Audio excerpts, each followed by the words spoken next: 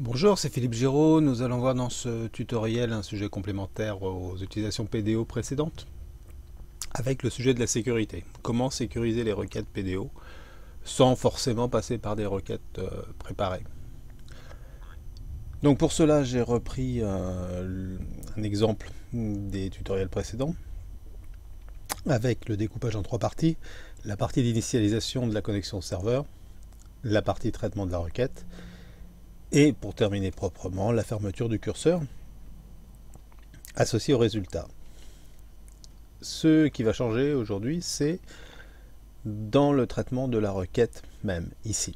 Sécuriser une requête, ça veut dire quoi? Ça veut dire principalement essayer de se prémunir contre les injections de code dans les requêtes, souvent faites à partir des saisies dans les formulaires, pour transmettre sous forme de chaîne de caractères, une chaîne non prévue, c'est-à-dire généralement une fin de la première requête et surtout le début d'une deuxième requête non souhaitée.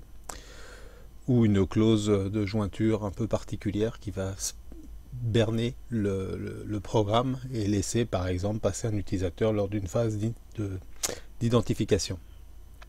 Donc pour ça, il va falloir tester les paramètres transmis à la requête entre le moment où ils sont saisis et le moment où ils sont exécutés au niveau du SQL.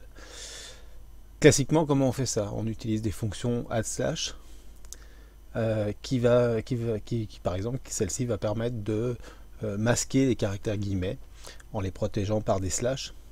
Donc add slashes ou des fonctions propres à MySQL pour protéger ces paramètres.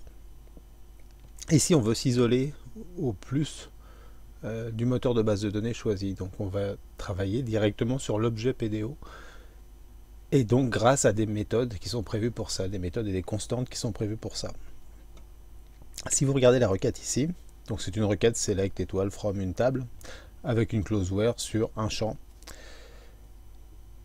Et ce que l'on veut, c'est faire une recherche ici sur le nom d'un utilisateur. Et ici, vous voyez une variable avant qui s'appelle $nom, qui s'appelle moi, puisque dans ma base de données, il y a un utilisateur qui s'appelle moi.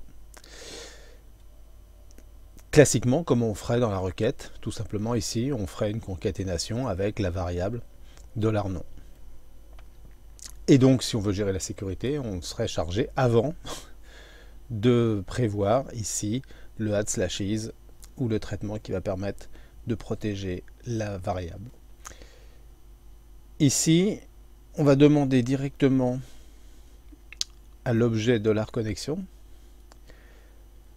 de faire ce travail. C'est-à-dire que $connexion, je vous rappelle que c'est la variable qui récupère l'instance PDO.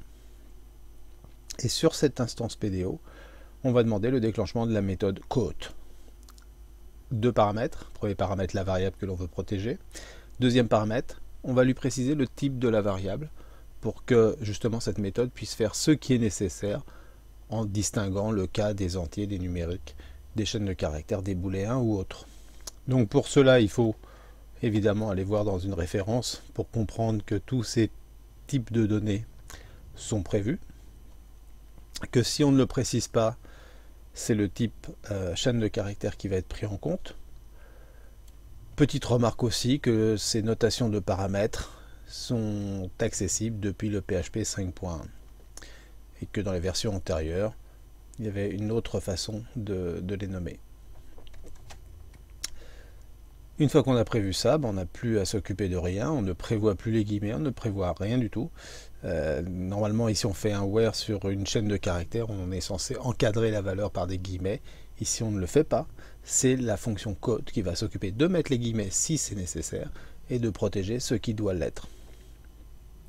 La suite du traitement ne change pas. On fait un fetch en PDO, en objet, pardon, et on traite la requête ici en faisant juste un fetch,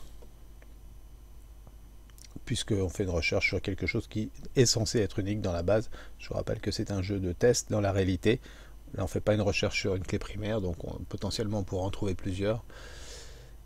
Et donc il faudrait faire une boucle while pour traiter l'ensemble des réponses. Voilà, en termes de résultats, ça nous donne quelque chose comme ça. Évidemment qu'on ne voit pas de différence. On trouve bien l'utilisateur qui s'appelle moi, son adresse mail c'est moi@hotmail.com. tout s'est bien passé, c'est tout ce que l'on voulait voir dans cette manipulation-là. Voilà, donc ce tutoriel est maintenant terminé. Vous savez maintenant comment sécuriser vos requêtes de façon fiable et indépendante du moteur de base de données grâce à l'objet PDO. Merci, à bientôt, au revoir.